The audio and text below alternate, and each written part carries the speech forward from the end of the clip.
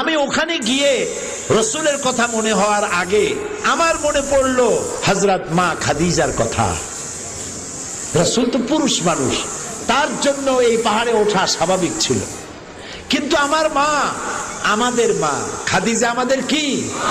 আমাদের মা, বিশ্ব জননী, প্রত্যেক দিন খাবার নিয়ে গোপনে মানুষের চোখ এড়াইয়া এই খাবার পরিবেশন করতেন। সেই গুহা পর্যন্ত গিয়ে কেমনে আসতেন? আল্লাহর নবী তার খাবার নিয়ে হযরতে খাদিজা পৌঁছে দিতেন।